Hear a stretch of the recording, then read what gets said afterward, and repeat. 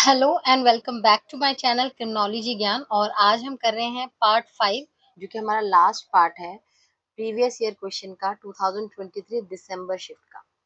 अगर आप मेरे चैनल पर नए हैं और अभी तक आपने चैनल को सब्सक्राइब नहीं किया है तो चैनल को प्लीज़ सब्सक्राइब कर लीजिए और साथ में लगे बेल आइकन को भी प्रेस कर दीजिएगा ताकि मेरी तरफ से आए किसी भी नोटिफिकेशन को आप मिस ना करें।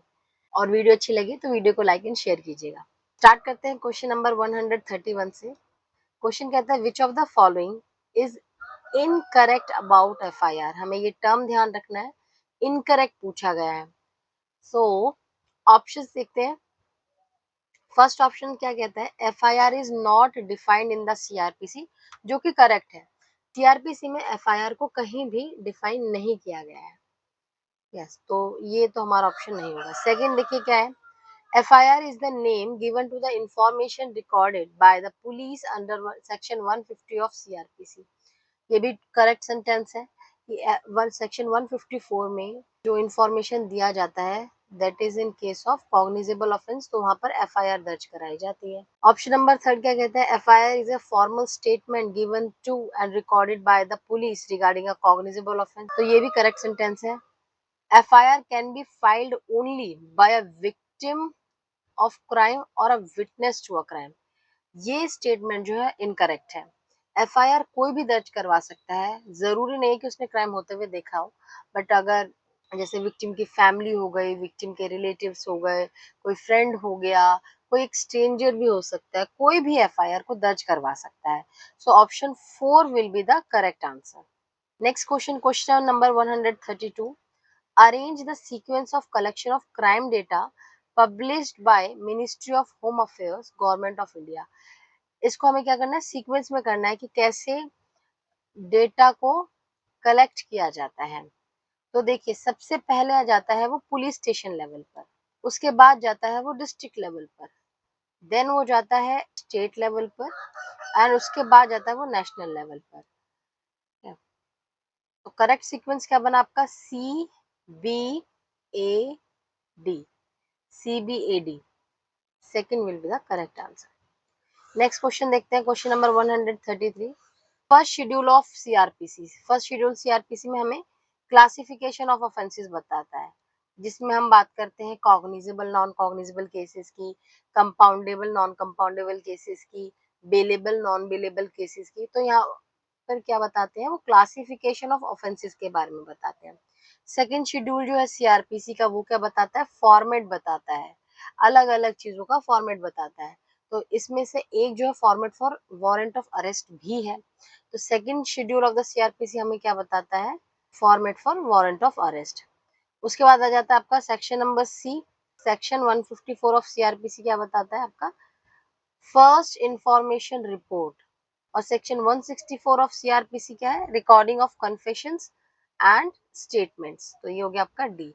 तो option number second will be the correct answer. इसमें ए का सेकंड, बी का फर्स्ट, सी का थर्ड एंड डी का फोर्थ। नेक्स्ट क्वेश्चन देखते हैं, question number 134। Sequence how criminological researches are conducted. कैसे क्रिमिनोलॉजिकल रिसर्चेज किए जाते हैं। सबसे पहला जो स्टेप होता है किसी भी रिसर्च में, आपको क्या करना पड़ेगा, selection of the research topic. तो ये हमारा हो जाएगा फर्स्ट ऑप्शन। उसके बाद हम क्या करेंगे, हम बनाएंगे ऑब्जेक्टिव्स। ठीक है, तो ये हो गया हमारा सेकंड ऑप्शन। उसके बाद हम क्या करेंगे, वेरिएबल्स को आइडेंटिफाई करेंगे कि अपने रिसर्च में कौन कौन से वेरिएबल्स को हम लेंगे। जब हमने वेरिएबल्स को ले लिया है तो अब उसको हम डिफाइन भी करेंगे। तो फोर्थ नंबर पे आपका आ जाएगा ये। एंड उसके बाद फिर हम टूल प्रिपरेशन करेंगे, दैट इज दिस वन। सो आपका करेक्ट ऑप्शन क्या हो जाएगा, option number 2, this will be your correct answer. Next question देखते हैं, question number 135। Prisons and other forms of institutional forms of treating offender come under which of the following criminal justice system। जो अलग अलग institutional forms बताए हुए हैं for treating offender, वो इनमें से किस क्रिमिनल जस्टिस सिस्टम के अंदर आते हैं। देखो, तो उसमें हमें बताया गया प्रिजन्स के बारे में पूछा गया है, और इंस्टीट्यूशनल फॉर्म्स जैसे बोस्टल स्कूल्स हो गया, इस तरीके की ये सारी चीजें किसके अंदर आती हैं? इन्वेस्टिगेटिव विंग में तो नहीं आएगा, लेजिस्लेटिव विंग में भी नहीं आएगा, जुडिशियल विंग्स में भी नहीं आएगा, ये आ जाएगा आपका करेक्शनल विंग में। तो option number 4 will be the correct answer.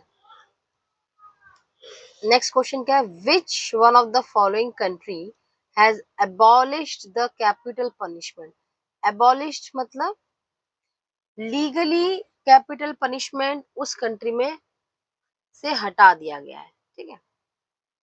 एक और टर्म आती है सस्पेंडेड, जो कि कुछ टाइम के लिए रोक दिया गया है, बट वहां से कंप्लीटली खत्म नहीं हुआ है। अगर आपसे यहाँ पर सस्पेंडेड पूछा जाता तो रशिया इसका आंसर होता है, बट अगर आपसे अबॉलिश पूछा गया है तो correct answer will be England. Next question देखेंगे, question number 137। Which one of the following is not a principle of administration of the Juvenile Justice Care and Protection of Children Act 2015? तो JJ act के अंदर काफी सारे principles दे रखे हैं। Principle of presumption of innocence, principle of dignity and not, principle of best interest, principle of non institutionalisation. तो इसका जो करेक्ट आंसर है वो है प्रिंसिपल ऑफ नॉन इंस्टीट्यूशनलाइजेशन। बाकी सारे प्रिंसिपल जो है जेजे एक्ट में मेंशन्ड है, बट ये जो लास्ट ऑप्शन है प्रिंसिपल ऑफ नॉन इंस्टीट्यूशनलाइजेशन, ये मेंशन नहीं है। नेक्स्ट क्वेश्चन देखते हैं, क्वेश्चन नंबर 133। यहाँ पर आपको दो स्टेटमेंट दे रखे हैं, असर्शन रीजन। फर्स्ट देखिए क्या कहते हैं कि ट्रेडिशनल क्राइम जैसे कि मर्डर हो गया, थेफ्ट हो गया, क्राइम हो गया, इन्हें हम माला इन से कहते हैं। माला इन से मतलब बैड इन इटसेल्फ। रीजन क्या बताया हुआ? देयर आर मेनी एक्ट्स जो कि क्राइम नहीं है, डिस्पाइट उसमें इमोरलिटी का एलिमेंट है वो प्रेजेंट है, मगर उसे क्राइम नहीं माना जाता। फॉर एग्जाम्पल एडल्ट्री, क्योंकि हम क्राइम किसे मानते हैं? जो भी हमारे लीगल कोड्स में मेंशन है। हालांकि अगर कोई भी ऐसा एक्ट जो हमारे लिए हमारी सोसाइटी के लिए कितना भी बुरा हो, अगर वो लीगल कोड में मेंशन नहीं है कि वो क्राइम है, तो वो क्राइम नहीं माना जाएगा, ठीक है। सो इसका जो करेक्ट आंसर होगा बोथ ए एंड आर, यानी both assertion and reason are true and reason is the correct explanation. Next question देखते हैं, question number 139। Who among the following has defined crime as an intentional act or omission in violation of criminal law committed without defense or justification and sanctioned by the laws as felony or misdemeanor? तो ये अलग अलग लोगों ने अलग अलग criminologist ने crime को अलग अलग तरीके से डिफाइन किया है। तो ये जो डेफिनेशन दी है वो दी है पॉल चपन ने। अगर आप परांज पे की जो बेसिक बुक है उसमें भी बुक को खोल कर देखेंगे तो स्टार्टिंग की कुछ डेफिनेशंस में आपको पॉल टपन की डेफिनेशन आपको मिल जाएगी, और ये सेम स्टेटमेंट वहीं से लिया गया है। नेक्स्ट क्वेश्चन देखते हैं, question number 140। Labelling theory has its foundation in the works of which of the following criminologists? Labelling theory का जो फाउंडेशन है वो इनमें से किस क्रिमिनोलॉजिस्ट के वर्क से है? इसका करेक्ट आंसर है George Herbert Mead and Charles Horton Cooley. Next question देख लेते हैं। नेक्स्ट क्या है, आपके पास एक पैसेज दिया हुआ है और उसके बेसिस पर आपको 5 क्वेश्चंस दिए गए हैं। ये पैराग्राफ देखिए क्या कहता है। Crime brings an inordinate amount of shame in certain cultures specially in the eastern world like Japan and India. Generally जब कोई पर्सन क्राइम कमिट करता है तो लोग उसे बहुत बुरी नजर से देखने लग जाते हैं, ठीक है। एक शेम का एलिमेंट आ जाता है, स्पेशली कहाँ पर? ईस्टर्न वर्ल्ड, जहाँ जैसे कि जापान हो गया या फिर इंडिया हो गया, यहाँ पर क्राइम को बहुत बुरा माना जाता है। जापान में जो क्रिमिनल प्रोसिक्यूशन है वो तभी शुरू होगा जब नॉर्मल प्रोसेस जैसे कि हो गया आपका पब्लिक अपॉलॉजी या कंपनसेशन या विक्टिम फॉरगिवनेस जैसे बेसिक चीजें जो अगर नहीं काम करती हैं तभी क्रिमिनल प्रोसिक्यूशन करा जाता है। Shame is a powerful tool of informal social control. यहाँ पर एक टर्म दिए गए शेम, कि अगर आपको एक इनफॉर्मल सोशल कंट्रोल करना है कि ताकि लोग क्राइम में इन्वॉल्व ना हो, क्राइम कमिट ना करें, एक इनफॉर्मल कंट्रोल लाने के लिए एक शेम का जो टूल है वो इंट्रोड्यूस किया जाता है। ताकि लोगों को सोचने पर मजबूर हो कि अगर मैंने ये गलत काम किया तो लोग मुझे बुरी नजर से देखेंगे। तो ये एक इनफॉर्मल सोशल कंट्रोल टूल होता है Shem.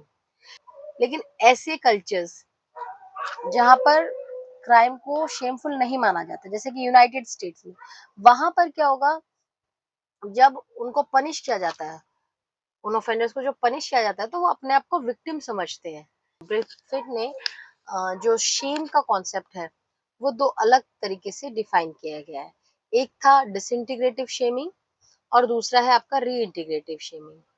डिसइंटीग्रेटिव shaming and reintegrative shaming. Disintegrative shaming में क्या होता है, आपने पर्सन को स्टिग्मेटाइज कर दिया, डिग्रेड कर दिया, आपने उसको ये एहसास दिलाया कि तुमने बहुत गलत किया है, हम आपको एक्सेप्ट नहीं करेंगे, ये अपनी सोसाइटी में एक्सेप्ट नहीं करेंगे। ठीक है। और एक जो दूसरा मैं आपको बता रही हूँ रीइंटीग्रेटिव शेमिंग, वहां पर क्या होता है कि हम क्या कहते हैं कि ऑफेंडर ने काम गलत किया है बट वो इंसान सही है, उसको वापस से हम सोसाइटी में एक्सेप्ट कर सकते हैं अगर वो जो भी उसने गलत किया है उसको रीस्टोर कर ले। ठीक है। तो ये पूरा पैराग्राफ, ये पूरा पैसेज हमें दिया हुआ है, उसके बेसिस पर हमारे पास नेक्स्ट 5 क्वेश्चंस है। तो सबसे पहला क्वेश्चन है, when victim forgiveness and public apology of offender fails. जब विक्टिम फॉरगिवनेस या पब्लिक अपॉलजी ऑफेंडर का काम नहीं करता है, क्रिमिनल प्रोसिक्यूशन इनमें से किस कंट्री में किया जाता है? तो option is correct option is Japan. Option number first will be the correct answer. Next question देखते हैं, क्वेश्चन नंबर 142, सेम पैराग्राफ ही है। इनमें से कौन सी कंट्रीज में ऐसा होता है कि अगर कोई पर्सन क्राइम कमिट करता है तो उसे बुरा माना जाता है? So option number second will be the correct answer, India. Question number 143 क्या है, shame is considered as powerful tool of social control. Question number 144 देखेंगे, the concept of shame according to the paragraph is divided into two types. दो तरीके से divide किया गया है। And the last question is separation of the offender's action from his person per se which assists री-एक्सेप्टेंस by the society is called. यहाँ पर society को society से री-एक्सेप्ट कर लेती है, that is reintegrative shaming, that is option number 4। Next देखेंगे, next हमें एक और पैसेज दिया हुआ है और इसके जो नेक्स्ट 5 क्वेश्चंस हैं वो भी इसी पैसेज पर बेस्ड है। जो लॉ कमीशन है इंडिया का, उन्होंने एडवाइस किया कि जो एज कम करने की बात कही जा रही है कंसेंट के लिए 18 ईयर्स से, जो कि अभी एग्जिस्टिंग एज कितनी है 18 ईयर्स, उससे कम करने की बात करी जा रही है, उसके अगेंस्ट है लॉ कमीशन ऑफ इंडिया। अगर आप ऐसा कुछ करना भी चाहते हो, आप क्या कर सकते हो, जुडिशियल डिस्क्रिशन के बेसिस पर पॉक्सो एक्ट 2012 में कुछ अमेंडमेंट्स कर सकते हैं और 16 से 18 इयर्स के जो बच्चे हैं उनके केसेस में आप सेंटेंसिंग देख सकते हैं कि किस तरीके से करनी चाहिए। कोर्ट ने क्या कहा कि जो एडोलेसेंट का जो लव कंट्रोल है वो नहीं किया जा सकता, और जो उसके पीछे जो कंसेंशुअल एक्ट्स के पीछे जो क्रिमिनल इंटेंशन होगा वो हम नहीं देख पाएंगे। और जब एज को कम कर दिया जाएगा, 18 से 16 कर दिया जाएगा, तो उसके एवज में जो और बुराइयां चल रही हैं, जैसे कि ट्रैफिकिंग हो गया, मैरिटल रेप हो गया और चाइल्ड मैरिज हो गया, इस तरीके के जो लॉज हैं उस पर काफी इम्पैक्ट पड़ेगा। ठीक है। नाउ नेक्स्ट क्वेश्चन देख लेते हैं, क्या क्वेश्चन नंबर 146 क्या कहता है। ये जो पैराग्राफ है वो मेनली किस पर डील करता है? coercing minor girls, consent for sexual activity among children, child sexual activity, or coercing minor boys. So correct option will be consent for sexual activity among children. That is option number 2 will be the correct answer. Next question देखते हैं आपका, question number 147, विधि आयोग तर्क प्रस्तुत करता है। तो ये थोड़ा हिंदी में हो गया। जो लॉ कमीशन है वो किसके अगेंस्ट यहाँ पर बात कर रहा है कि वो किस चीज के अगेंस्ट है? तो option number second will be the correct answer. ये किसके अगेंस्ट है? क्या पूर्ण रूप से जो लैंगिक क्रियाकलाप है, एज है, उसको कम करने की बात जो यहाँ पर चल रही है उसके अगेंस्ट है ये, मतलब एज को कम नहीं करना है।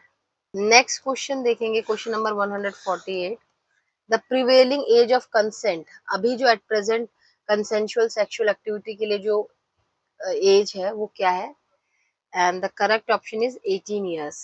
नेक्स्ट क्वेश्चन है, that is option number 3 will be the correct answer.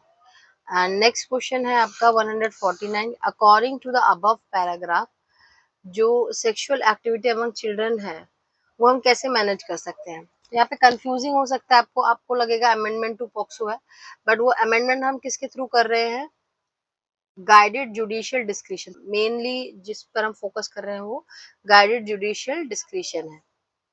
Next question and the last question is which among the following is about inconsensual acts. इनमें से कौन सा इनकंसेंशुअल एक्ट के अंदर काउंट किया जाएगा, and the correct option is criminal intention, option number 3। So that's it for today's lecture. I hope आपको ये लेक्चर समझ आया होगा, और इससे रिलेटेड अगर आपके कोई भी डाउट हो तो आप नीचे कमेंट सेक्शन में मुझसे पूछ सकते हैं। इससे रिलेटेड पीडीएफ आप मेरे टेलीग्राम चैनल पर ले सकते हैं, और टेलीग्राम चैनल को ज्वाइन करने का लिंक डिस्क्रिप्शन में है। सो मिलते हैं नेक्स्ट लेक्चर में।